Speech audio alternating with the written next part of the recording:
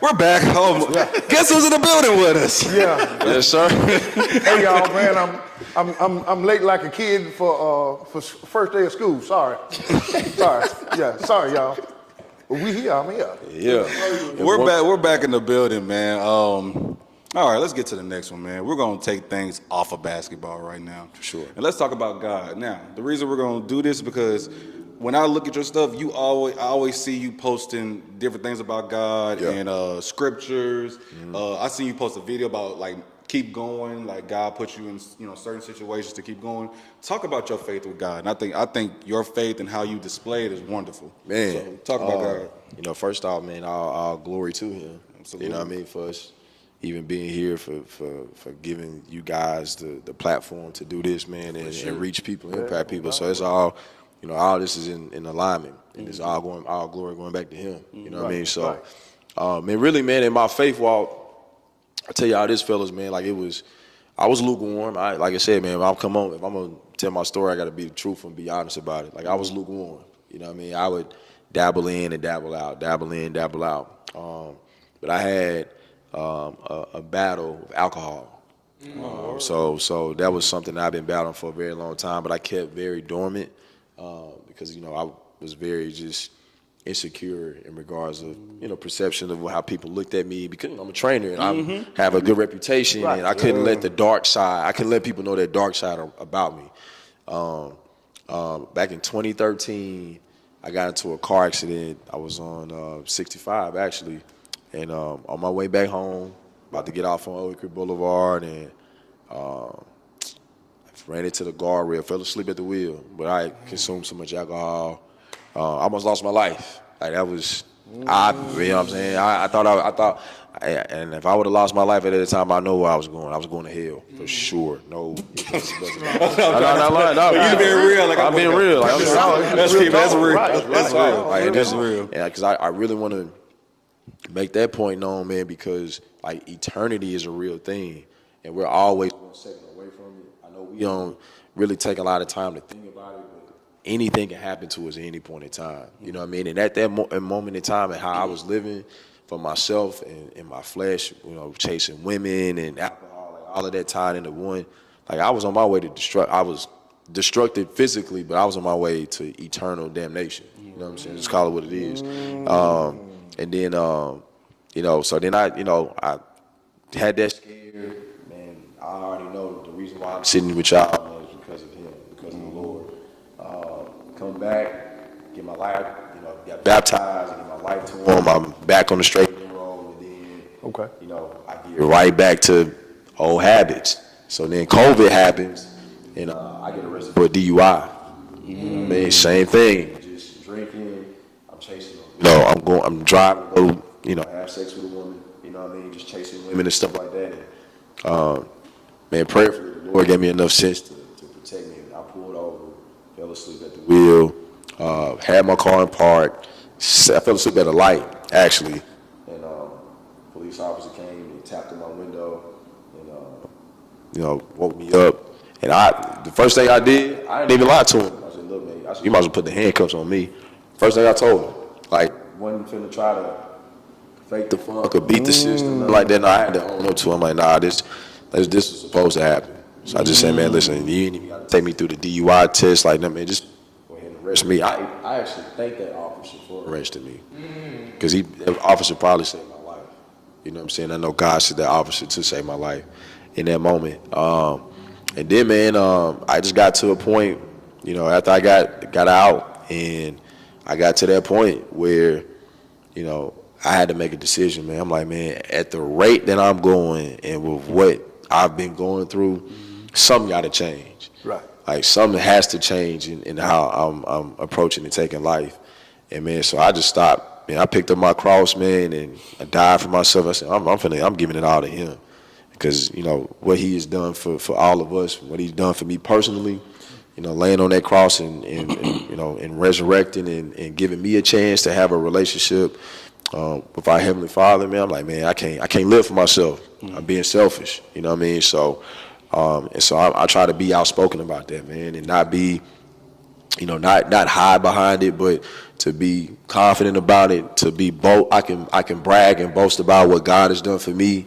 And the reason why I can do that, man, because I just want to encourage people, man, he can do the exact same thing for you. You know what I'm saying? Like he can, the lowest person you can ever think of, God can redeem and turn that situation around. You know what I mean? Because we all come from him. We're made in his image. So like we talked about earlier, I started to understand who I was in his eyes, and rather than other people's eyes, where if I do something wrong, they can condemn me, or I do something wrong, they can easily cut me off. But God always gave me the ability to come back to him. And so now it's just like, no, I'm just more mindful and intentional about how I'm living for him.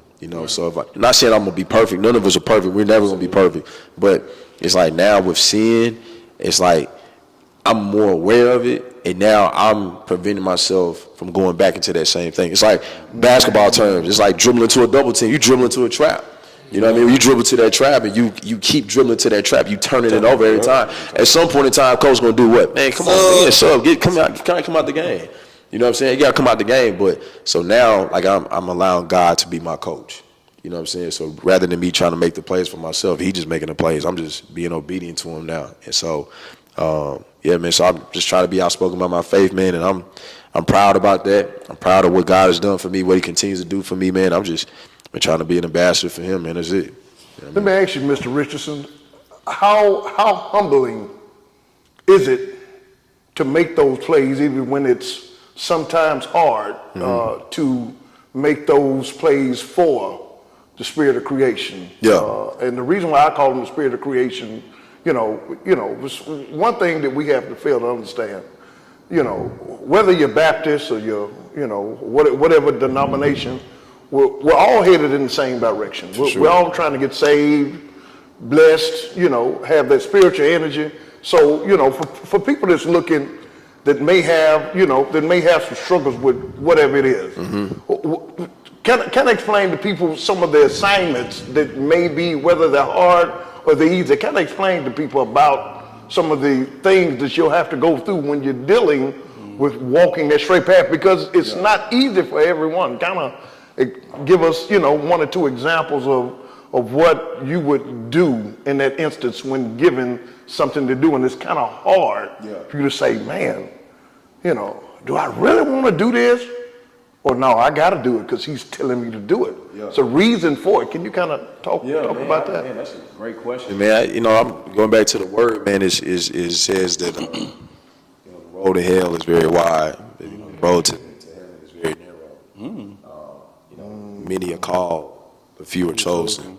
You know what I mean? So I think for me, it comes to a point, man, where you're walking that road, going back to what Jesus talked about when he taught on the mount in Matthew, the Beatitudes, and he talked about everything that comes along with following Christ, everything that comes along with following him. It's going to be hard. So you receive persecution, you're going to be condemned, even to the point where you be executed for your faith. Like there's some people that are advocates and believers in Christ that die. Like they die behind that faith, and that's how extreme it has to be for us. You know what I'm saying? And the reason why is because of how extreme Christ was to die for us. So if somebody were to walk up to me and have a gun in my hand and said, "Do you believe in Christ?" It can't be. You can't flinch. It's got to be yes, no ifs, ands, or buts about it, because of the fact that as a believer, you know exactly where you're gonna go.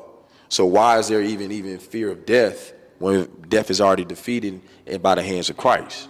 You see what I'm saying? So when it comes to, we talked about going back to what you asked, cuz, I'm call you cuz, you know what I'm saying, last night. No, I just, bro. So, it's cuz. Hey, I just felt the spirit as soon as I came in the room. Yeah, for sure. You know what I'm saying? So I think prime example of being able to deny yourself. Well, there's some things where, I'm going to go back to what we talked about, my story with, you may not know, but I went to school to be an electrical computer engineer. I never had any aspirations of being a basketball trainer. But long story short, when I made that decision, we were just talking off camera, I made the decision to drop out of school. I dropped out of TSU my senior year to pursue doing this full time. Okay. And this was at a time where, like I said earlier, I wasn't really in tune and connected with God like that. But I just had a feeling inside of me that's like, man, I gotta go this way. Regardless of what my parents wanted me to do, regardless of my friends. I remember my mom and dad had ample of people come and talk to me about wanting to do, just finish an engineering degree. And I'm like, no, I can't. And I just couldn't explain it at the time, but I knew it was like a bigger purpose beyond me. And that's why I knew I had to go that route. But it was hard. Like it strained my relationship with my parents at that time. I was getting ridiculed by a lot of my friends. They was calling me like crazy. Like, man, you tripping, man. Like, what are you doing? Having so many people come and try to talk me out of it. But I just had to stay firm and be obedient to what Christ had called me to do. And then now, coming full circle, I'm starting to see the seeds that I planted through him. I started to impact people way beyond what me being an engineer and having $75,000, $80,000 to my name per year could ever do. And I'm not knocking that at all, but I'm saying, regardless of whatever field or wherever you're called, like in your line of work, wherever you're called to do, like our job is to be ambassadors for Christ. Our job is to spread his light in whatever situation that we in, whatever job that you're at, whatever work environment, like people, community, like wherever you are, like we got to carry that honor. We got to carry that light with us. You know what I'm saying? It says it in Matthew, in Matthew, we're a light. We're a city that's on top of a hill that can't be hidden. Right. You know what I'm saying? Like when you light your lamp, you're not supposed to put the lamp under the bed to be hidden. Nah, you got to let that shine. And sometimes you shining in the midst of darkness, like that's gonna come. It's gonna come with some tough moments, like where you're gonna have to cut some people off. You're gonna have to cut some family off. And that's what Christ was trying to teach. Man, was like he was teaching me, and that like there's gonna be some people, man, that you have known since the sandbox. And what I'm telling you is that when it comes to following me, at some point in time, you're gonna have to cut those branches. Like I'm gonna have to cut those branches for you, right? Because it's the fruit that is developed from those branches that's not good for you, and you don't need that, right? So I had to kind of be okay. Well, not even kind of. I had to be okay with what he was telling me to do and what he was wanting me to do, because he knows everything. He sees everything. So why wouldn't I put my trust in the Creator who knows everything about me, who knows me better than I know myself, and more importantly, he knows the best. And he can see so many different outcomes that I have no idea. We all have a limited capacity. We can only see things from our lens, from a certain view to a certain. But God has the ability to see everything. So a lot of times when some certain doors close, we get discouraged, and we kind of like, man, I really wanted this job. I really wanted this relationship. I really wanted this situation to happen.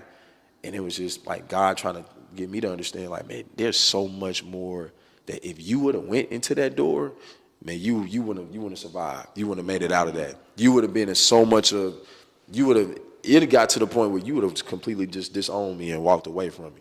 So I had started to understand and just fall into the line of his complexity. And he don't have to explain himself to me. When he tell me to do something, it ain't always meant for me to God, why? You know why? Because I'm God. That's why. He's my father. He's our father. So if he's telling us to do something, you know how sometimes when your dad or mom tell you to do something, well, mom, why I got to do it? Because I said so. and that's just what it is. And that's in the discussion. And they don't have to explain anything to us. So I look at God the same way. So if God want me to know, he'll let me know. If not, all right, God, you tell me to do this, I'm rolling with you. Oh, shouts out to some very special people right here. His mom and pops. Thank y'all for creating this young man. Appreciate y'all. Love y'all. We love y'all. Ain't nothing y'all can do about it. And he and everybody else, definitely we ain't taking it back. Hey, man, love you, Mom. Love you, Pops. You know what I'm saying? So, yeah, man, that's just kind of just where I'm at, man. I'm blessed to be outspoken for it, man. I just want people to know, man, he did this for me, man. Somebody like me that was at one point in time didn't know where my life was going, and he saved me from self-destruction. And so, man, he can do it for me, and he can do it for you at any time. It's just a matter, man, you got to be willing to submit. let go of control. Stop trying to control what you want and let him run it for you. You know what I mean? So, yeah. So That was awesome. So let me pivot a little bit, because we can't get up out of here without mentioning DJ. For sure. Darius Garland. We can't Yeah. leave here. Come on, bro. So look, I don't know how long you've been training. How long you been training? Since 7th grade. Okay. Oh wow. Okay. So Yeah. This explains a lot. Listen. So, this guy that I know named Denzel. Shout out to Denzel. Okay. When I was in probably like 20, 21, I went to one of his games at BA. Yep. At Brentwood Academy. Okay. So I didn't know nothing about him. Gotcha. So I'm like, okay, look here, you know what I'm saying? Like, For sure, all right. That's what I'm thinking about. Yeah, for sure. Right. When I got to the game, bro, first of all, it was a bunch of white people there with camcorders all around the gym. So I'm like, oh, it's kind of weird, but okay. I get out there, bro. They playing. I forgot who they playing. Like it wasn't. I mean, it was a good team, but it really wasn't, right? So they doing their call outs. You know what I'm saying? They call his name. People cheering, all that. So they get to the game. It's like I think it's like homecoming or something. It's something like special. Gotcha. For them. So it's like, so I get to the game, I'm like, okay. So he's scoring, you know what I'm saying? I'm like, okay. He doing look, I'm looking at the game, Yeah. but I'm like, this, you know what I'm saying? This is just, like I'm seeing him do all the moves and all that. Yeah. You know what I'm saying? Yeah. And I'm seeing him do it with no sweat. Yeah. So I'm like, oh, okay. So this is about fourth quarter, right? So they beat him probably with like 30. Well, he's honest. They probably beat him by like 30. Right. So I'm like, okay, I'm looking at the game. He's still in the game. So they bring him out.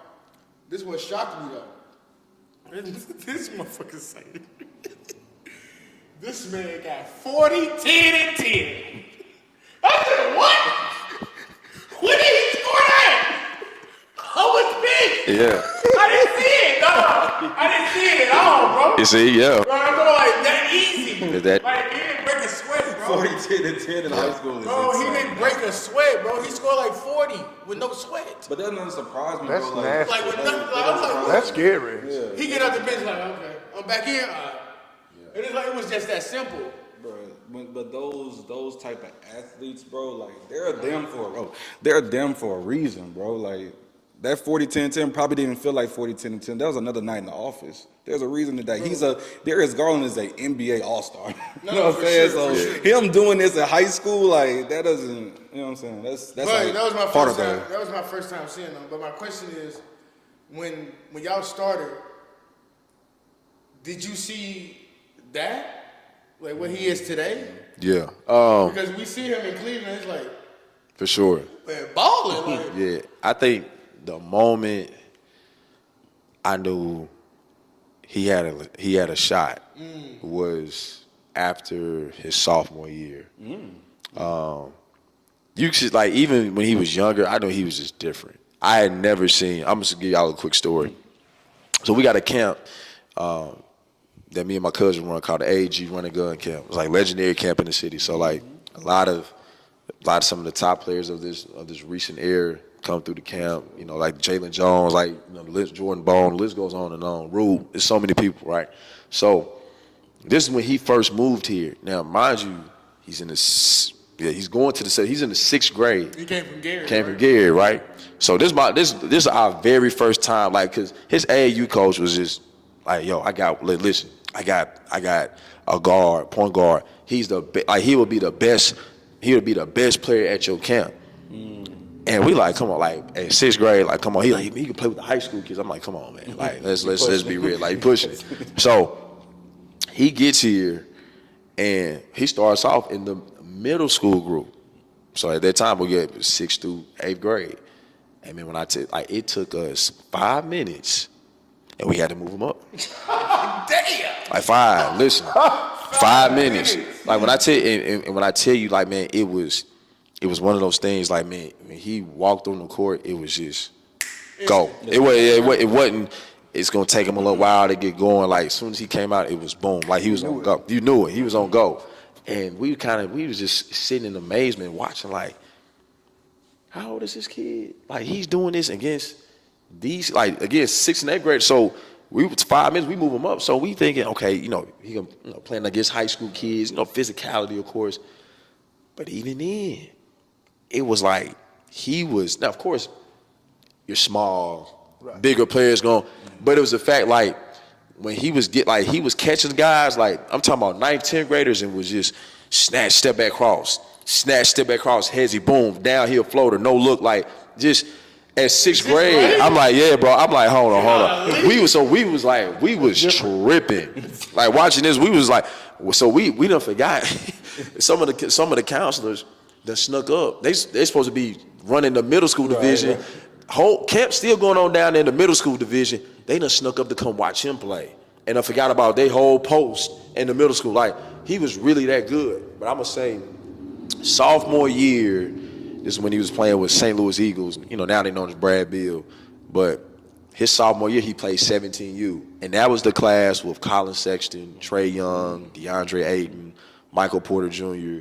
And I watched him, like, not just only compete, but he was one of the best guards, like, in EYBL at that time. Wow. And that's when I'm like, nah, because that class coming out was regarded as one of the best classes. Like they were really, like it was a lot of depth. De'Aaron Fox was in that class. It was a really, really good class. And so when he came out, PJ Washington, long story short, he came out and he like watching him play, and he held his own. I'm like, nah, they got a chance to play in the NBA. And then it really hit home when his junior year, they played against Shea Gilgeous-Alexander team in high school. And that's when they had Shea Gilgeous and Nikhil Alexander. And them two, they was crazy in high school. And people at that time thought Nikhil was better than Shea. Right? So yeah, they regarded Nikhil better than Shea. And I'll never forget John Calipari came to me. This was Shea recently committed to UK. So John Cal came to the game, and it was standing room only. And like I watched. We all watched him. I think he had like 39 that game. Sheesh. And it was just like you said, you look up, it's like, he had what? No, I swear to God, I promise you, bro. I'm looking at the game, and of course his fans and stuff like that. But it's like at his game, it was weird because it was like 20 white people were sitting right here, just every point. Yeah. It was like, bro, they were like, yup, 40-10 again. I'm like, what the fuck? How did you get that? I think that game might have been, I think it might have been his senior year. Bro, yes, it had to be. Matter of fact, it like the first, I think I know what game it was. It was packed. I think they played, it was either Centennial. This is when he had just committed to Vanderbilt. Yeah, what was that game? They played Centennial. And I think he had he had a triple-double that game. And I think they took him out. He didn't even play the fourth quarter. Yeah, he didn't play the fourth. I think he played half of the third. So he scored 43. I think it was like 43 points. He scored like in the 2.5 quarters. And he didn't play the third. It's crazy. Yeah. In my mind, I'm looking at him scoring the points. But you didn't. Well, and on top of that, this is high school, so it's just a scoreboard. Yeah. This was high school. This is high school. Yeah, this is a high school. Yeah. So this Brentwood Academy. Yeah, this is a high school, cuz. Yeah, high So school. before he even touched college, he was. Oh yeah, he was. Yeah, He was pro in high school. Yeah, he's one of them ones. He's one of them. He's one of them ones for Step sure. back, all that. Yeah. To your leg, all that. I'm like, what is? Yeah, one of them ones, man. I'm like, okay. I'm looking at him like, Denzel, like, no. He's him, bro. That's different. I'm Yeah. looking like, all right, bro, all right. So I'm like, okay, that was nice. Nah, it was crazy. The dude behind me, he was like, yup, another one. I said, what? Crazy, man. Another one? I think He does this? the crazy thing about that, like when you, as a trainer, especially when you put stuff, you put time into your clients, man, and especially like him, it's a little unique. You don't rarely, like we talk about hitting the lottery, like that's like a needle in the haystack. Do you get a kid at early stages of development, like 6th, 7th grade? It's easy to take guys when they're already good, when they're in high school, college, but like to get him from grassroots and to just watch him over the years get up until this point, and like watching him play is just like, man, like bro, that's crazy. We just worked on that like 2 years ago. Like and you start to see stuff he'll just pull out. Like we'll work on, and then like 2 weeks ago, and then you see him do it in the game. It's just like insane. And that's why I became like, and sometimes because I'm his biggest fan, but I'm also as big as his harshest critic too. He need to come to the Lakers too. Listen, Lakers could have drafted him, man. Scoring 28 Like help him. Lakers could have drafted him, man. Yeah, they. Ridiculous, bro. Yeah, for sure. Come on. But then the Rich? bench only did Rich, what? do your job, bro. 10 points, yeah. That's what I'm saying. I didn't get that. Rich, come on, man. Make this happen. Come on, bro. You know what I'm saying? I want to celebrate LeBron at least one more championship. One more time. This man, I give you everything. Golly. Shout out to Rich, man. Shout out to Rich. So we got 2 more questions. We're gonna let you get up out of here. Question 1, because you are now, you train the NBAs. Obviously, you still train the kids and everybody else. Mm-hmm. You get exposed to a different type of people too. Yeah, that just comes with it. Have you met anybody you feel like you've been starstruck by, where you was like, whoa, whoever it is? Not really, man. I think honestly, man, just coming from that place of humility for myself, one, and I just never really looked at anybody in that regard of like bigger than life. You know what I mean? Yeah, just going back to the source of God, like He created everybody in this image. So, I don't revere anybody above Him. You know what I mean? I respect, of course. Yeah, respect sure. Right. Facts. Yeah, I never met anybody where it's just like, oh my God, here is such and such. You know what I'm saying? So like my first time meeting Rich, super cool. Met AD was super, like, you know what I'm saying? Right, that's what's up. I think just, in that regard, man, like in that space, we tend to forget because they're famous. They're regular people too. Humans. You know what I'm saying? So like, I think, of course, like the platform is different because they get more notoriety. But man, a lot of those people you meet, man, they're some of like the coolest people, and some of them are jerks too. Like Scott really is, but for the most part, everybody that I've met that's been in that realm, super cool. Like Draymond. Draymond's one of the most favorite people I have. He's been getting killed. Please. Nah, man, listen, man. I love him. I love my dog. Let me make this point. And Gilbert Arenas, I already made the point, and I just agree with him. I just agree with him. But, bro, he's only really he really only attacking foreigners. So is that a part? He really attacking the Americans like that. I mean, I'm just saying, like, he's really doing his job, because they really think they better than us. So is the taint of thuggery? So is the taint of thuggery an act? He's like the Tupac. He really like Tupac in the NBA. What's wrong with Like, he take care of business, bro. Like, bro, I love Draymond. But that's my dog, I man. love him, bro. Yeah, because I think because it's like Green, like if you run that red light with dude, he on Green. Nah, for sure. He is. Nah, for sure. So he was named J.My. Green for a reason. Yeah, for sure. Nah, that's real, cuz. Nah, he come from Michigan. Yeah, man. Like he cut from that, man. But like he's one of those dudes, man. Like he'll go out his way for you. Like he'll take the shirt off his back if you didn't have it. You know what I mean? Like that's the part that people don't know and don't see about him. You know what I mean? So, but yeah, man, like you a competitor like he is, man. Like it's a different switch that get cuts on. You know what I mean? But when I tell you, like, because we do something called Grind Week at Michigan State. So all the former players at Michigan State either you're in the NBA overseas, they all come back.